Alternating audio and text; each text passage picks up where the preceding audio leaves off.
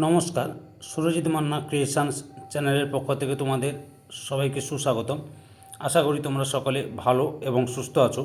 আমি তোমাদের জন্য এই ভিডিওটিতে তুলে ধরছি 2027 সালের মাধ্যমিক পরীক্ষার্থীদের জন্য তথা 2026 সালের দশম শ্রেণীর ছাত্রছাত্রীদের রায় ও মার্টিন প্রশ্নবিচিত্রার ভলিউম 1 থেকে ফার্স্ট ইউনিট টেস্ট তথা প্রথম পর্যায়ক্রমিক মূল্যায়নের জন্য ভূগোলের 16 নম্বর প্রশ্নপত্রের সেটটির সম্পূর্ণ সমাধান করছি। তার আগে তোমাদের কাছে অনুরোধ, তোমরা ভিডিওটি না টেনে পুরোটা দেখো। ভিডিওটি কেমন লাগলো কমেন্ট করে জানিও, ভিডিওটিতে লাইক দাও এবং শেয়ার করো, এবং চ্যানেলে নতুন হলে চ্যানেলটিকে সাবস্ক্রাইব করে চ্যানেলের সঙ্গে যুক্ত হয়ে যাও। আলোচনা শুরু করছি 271 নম্বর পেজের 16 নম্বর model school Tarakeswar high school HS এই স্কুলের প্রশ্নপত্রের সেটটি সম্পূর্ণ সমাধান করছি। তোমরা পুরো ভিডিওটি লক্ষ্য করো। বিভাগ কয়ে একে দাগে বিকল্পগুলির মধ্য থেকে সঠিক উত্তরটি নির্বাচন করে লেখো। 1.1 হিমবাহ উপত্যকার পিছনে পর্বতগাত্র বা মস্তক দেওয়াল ও হিমবাহের মধ্যে ফাঁককে বলে? অপশান কয়ে ব্রাকশুন্ড। 1.2 মুর্শিদাবাদের মতিঝিল হল? অপশান গয়ে অশ্বক্ষুরাকৃতির হ্রদ। 1.3 বিশ্বের বৃহত্তম অপসারণ সৃষ্ট গর্ত হল? অপশান ঘয়ে কাতারা। 1.4 মরু সম্প্রসারণের কারণ। এগুলো সবগুলি প্রযোজ্য হবে, অপশান ঘয়ের উত্তরটাই ঠিক। 1.5 অন্ধ্রপ্রদেশের উত্তর দিকে অবস্থিত? অপশান ঘয়ে তেলেঙ্গানা। 1.6 যেটি মৃত্তিকা ক্ষয় প্রতিরোধে কার্যকরী পদ্ধতি নয়? অপশান কয়ে ঝুম চাষ। 1.7 কোনটি গঙ্গার শাখা নদী? অপশান গয়ে জলঙ্গি। 1.8 ভারতীয় অরণ্য গবেষণা কেন্দ্রটি অবস্থিত? অপশান ক্ষয়ে দেরাদুনে। বিভাগ ক্ষয়ে 2.1 নিম্নলিখিত বাক্যগুলি শুদ্ধ হলে পাশে সু এবং অশুদ্ধ হলে পাশে অলেখ। 2.1 হুগলি নদীর মোহনায় লোহাছড়া দ্বীপের দক্ষিণে হোড়ামারা দ্বীপটি অবস্থিত? অশুদ্ধ। উত্তরে অবস্থিত হবে। 2.1 নীলগিরি পর্বতের দুধাবেদে দক্ষিণ ভারতের সর্বোচ্চ শৃঙ্গ? অশুদ্ধ। আন্নামালাই পর্বতের আনাইমুদি দক্ষিণ ভারতের সর্বোচ্চ শৃঙ্গ। 2.2 উপযুক্ত শব্দবেশী শূন্যস্থান পূরণ করো। 2.2.1 দীর্ঘদিন ধরে অবকর্ষের ফলে ইয়ারদাংয়ের শীর্ষদেশ ক্রমাগত ক্ষয় পেয়ে তীক্ষ্ণ আকার ধারণ করে, একে বলে নিডিল। তারপরে 2.2 সাহারা মরুভূমির দক্ষিণে অরণ্য প্রাচীর ড্যাশ নামে পরিচিত? গ্রেট গ্রিন ওয়াল নামে পরিচিত।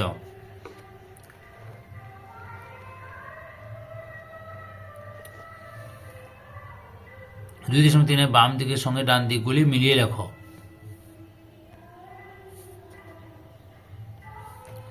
গারা বায়ুর অবঘর্ষ প্রক্রিয়া। গ্রাবরেখা হিমবাহের সঞ্চয় কাজ। লাক্ষাদ্বীপপুঞ্জ প্রবাল দ্বীপ। ভেম্বনাথ কয়াল।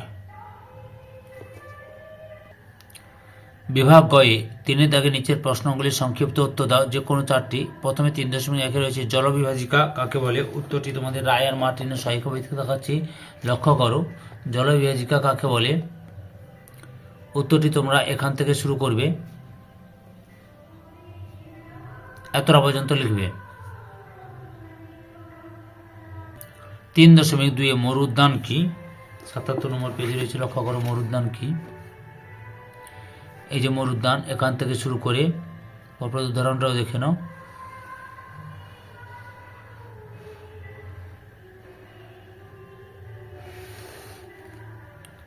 এতটা পর্যন্ত লিখবে। 3.3 লোয়ের সমভূমি কাকে বলে? উত্তরটি লক্ষ্য করো, লোয়ের সমভূমি কাকে বলে?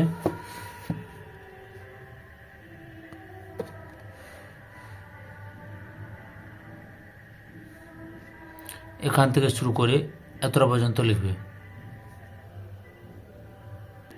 3.4 বহুমুখী নদী পরিকল্পনা বলতে কি বোঝো? উত্তরটি লক্ষ্য করো। তোমরা শুধু সংখ্যাটাই দেবে, বহুমুখী নদী পরিকল্পনার সংখ্যাটাই দেবে শুধু। এখান থেকে শুরু করে এতটা পর্যন্ত লিখবে, উদ্দেশ্য দুটো দেবে। 3.5 মালনাদ ও ময়দান বলতে কি বোঝো? উত্তরটি রায়ের মাটির সহায়িকা ভিত্তিতে লক্ষ্য করো। এই যে মালনাদ, তোমরা এখান থেকে এতটা পর্যন্ত লিখবে, যেহেতু 1 মার্কের মালনাদ লিখবে। তারপর ময়দান লক্ষ্য করো, এখান থেকে শুরু করে এতটা লিখবে। বিভাগ ঘয়ে 4 দাগে সংক্ষিপ্ত ব্যাখ্যামূলক উত্তর দাও। বিকল্প প্রশ্নগুলি লক্ষণীয়। 4.1 ইয়ারদাং ও জীববিজ্ঞানের পার্থক্য লেখক। প্রশ্নের উত্তরগুলো রায়ন মার্টিনের সহি কবিতা দেখাচ্ছে, লক্ষ্য করো। ইয়ারদাং এবং জীববিজ্ঞানের পার্থক্য। মোট তোমাদের সামনে 8টি পার্থক্য তুলে ধরলাম। অথবাতে রয়েছে নদী মোহনায় বদ্বীপ গড়ে ওঠার অনুকূল পরিবেশগুলি লেখো। উত্তরটি দেখো, এখান থেকে শুরু করবে। পরপর পয়েন্টগুলো দেখে নাও। 3 মার্কে 3টি পয়েন্ট লিখলে হবে। তো যতগুলো পয়েন্ট রয়েছে সবগুলো আমি দেখাচ্ছি, তোমরা লক্ষ্য করো।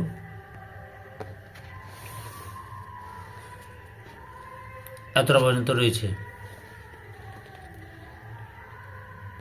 4.2 করমণ্ডল উপকূলে বছরে 2 বার বর্ষাকাল কেন? উত্তরটি দেখো, এখান থেকে শুরু করবে।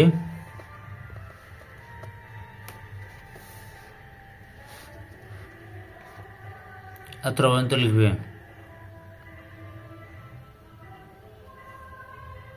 অথবা রয়েছে ঝুলন্ত উপত্যকায় জলপ্রপাত সৃষ্টি হয় কেন?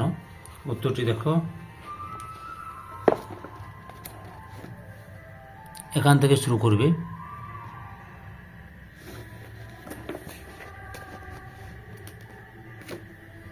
এতটা পর্যন্ত লিখবে।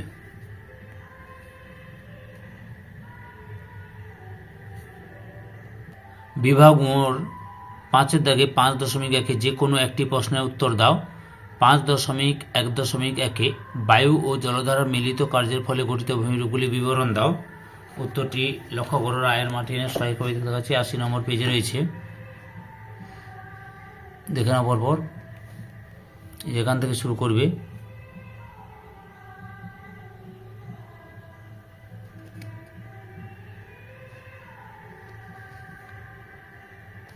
পরপর দেখে নাও।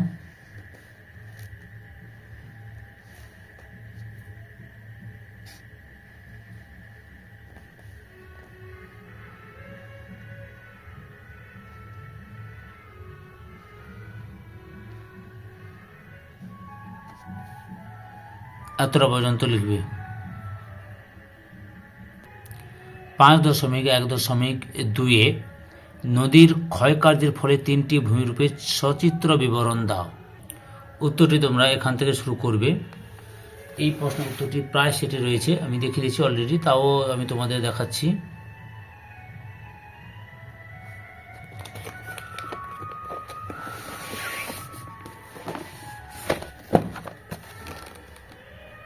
ভালোভাবে দেখে নাও এবার।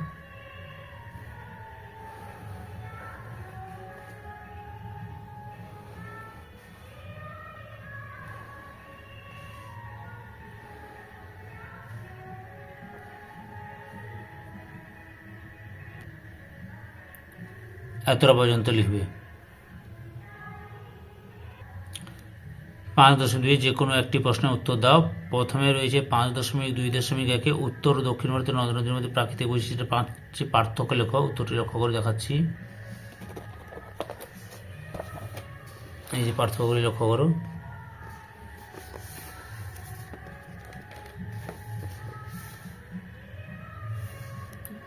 এটা হচ্ছে সাদৃশ্য রয়েছে, সাদৃশ্য নয়, বৈসাদৃশ্য। এই যে বৈসাদৃশ্য এখান থেকে শুরু করবে, অর্থ পার্থক্য এখান থেকে শুরু করো।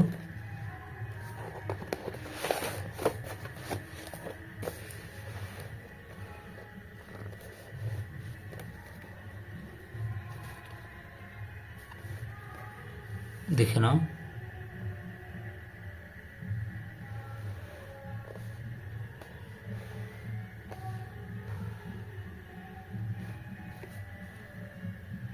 মোট 23টি পার্থক্য দেখালাম। 5.2.2 ভারতের পূর্ব ও পশ্চিম উপকূলের প্রাকৃতিক বৈশিষ্ট্যের 5টি পার্থক্য লেখো। উত্তরটি লক্ষ্য করো। দেখো পার্থক্যটি দেখো, পুরো দেখাচ্ছি।